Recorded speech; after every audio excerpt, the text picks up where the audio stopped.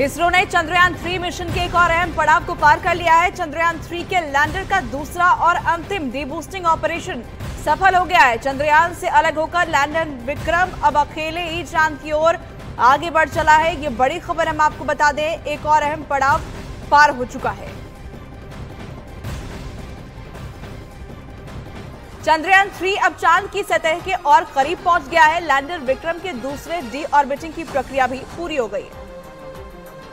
चंद्रयान 3 तय रफ्तार से लगातार आगे बढ़ रहा है। इसरो के मुताबिक चंद्रयान 3 के लैंडर का दूसरा डीबूस्टिंग ऑपरेशन सफल रहा और लैंडर अपनी रफ्तार और धीमी करते हुए चांद के सबसे करीबी ऑर्बिट में दाखिल हो गया। दूसरे और अंतिम डीबूस्टिंग ऑपरेशन ने चांद की दूरी 25 किलोमीटर इंटू 134 किलोमीटर तक कम कर दी है। इसरो के वैज्ञानिकों के मुताबिक 23 अगस्त को चंद्रयान 3 को चंद्रमा के साउथ पोल पर सॉफ्ट लैंडिंग करनी है। लैंडर विक्रम सेंसर्स की मदद से लैंडिंग की मुफीद जगह तलाशेगा, फिर अपनी स्पीड को लगभग शून्य कर लेगा और धीरे धीरे चांद की सतह पर कदम टिकाएगा।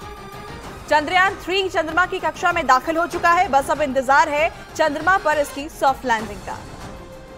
इसरो के वैज्ञानिकों ने चंद्रयान 3 के सॉफ्ट लैंडिंग की तारीख चंद्रमा पर रोशनी के हिसाब से तय की है। दरअसल 23 अगस्त वो तारीख है जिस दिन चंद्रमा पर दिन की शुरुआत होती है। एक चंद्र दिवस पृथ्वी पर लगभग 14 दिनों के बराबर होता है, जब सूर्य का प्रकाश लगातार उपलब्ध रहता है। चंद्रयान 3 के उपकरणों का जीवन केवल एक चंद्र दिवस का ही होता है। ऐसा इसलिए है क्योंकि वे सौर ऊर्जा से चलने वाले उपकरण होते हैं और उन्हें चालू रहने के लिए सूर्य की रोशनी की जरूरत होती है। रात में चंद्रमा का तापमान 0 से -100 डिग्री सेल्सियस तक पहुँच जाता है, जिसकी वजह से उपकरण खराब होने का खतरा रहता है।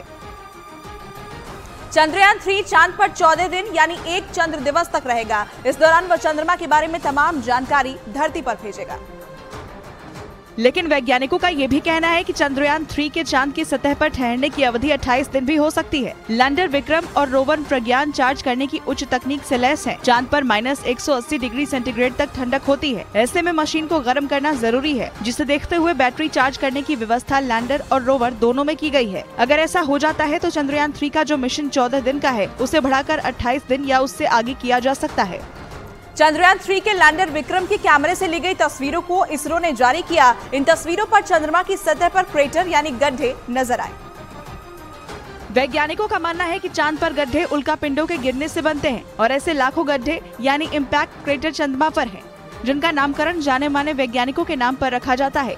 एक अनुमान के मुताबिक चंद्रमा पर 10 लाख से ज्यादा इम्पैक्ट क्रेटर हैं, जिनमें से 9000 से ज्यादा क्रेटर की पहचान की जा चुकी है। क्रेटर 10 लाख से ज्यादा है और लेकिन जो कैलकुलेट किए गए हैं या रिकॉग्नाइज किए गए हैं वो लगभग 9000 से ऊपर है। जिन क्रेटर की तस्वीर लैंडर विक्रम ने भेजे हैं, उनके नाम फ्रैबी, ब्रूनो और हरखेबी जे हैं, जिनका आकार 20 से लेकर 45 किलोमीटर तक का डायमीटर है। वहीं धरती पर अभी तक ऐसे 180 इम्पैक्ट क्रेटर खोजे जा चुके हैं। चंद्रयान 3 के चांद पर उतरने में अब कुछ ही दिन बचे हैं। ऐसे में पूरा देश इस सफलता से गौरवान्वित महसूस कर रहा है। गायक अनूप जलोटा ने चंद्रयान अब चांद पे उतरेगा चंद्रयान हमारा। अनूप जलोटा ने कहा कि भारत की सफलता से पूरी दुनिया में खलबली मच गई है। बहुत गौरव की बात है कि हमारा चंद्रयान अब चांद पर उतरने वाला है। चंद्रयान 3 सफलता के बेहद करीब पहुंचता जा रहा है और लोग इसके लिए प्रधानमंत्री नरेंद्र मोदी को धन्यवाद कह रहे हैं। वहीं रूस का लूना 25 मिशन लैंडिंग से पहले ही मुश्किल में फंस गया है। रूस के मून मिशन की जांच के दौरान एक इमरजेंसी की बात सामने आ रही है।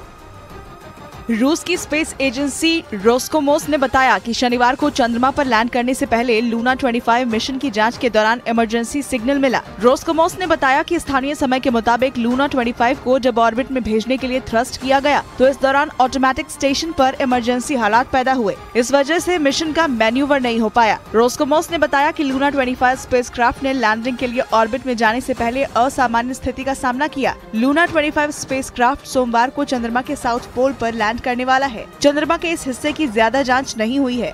दरअसल रूस लूना 25 मिशन के जरिए 47 साल बाद एक बार फिर से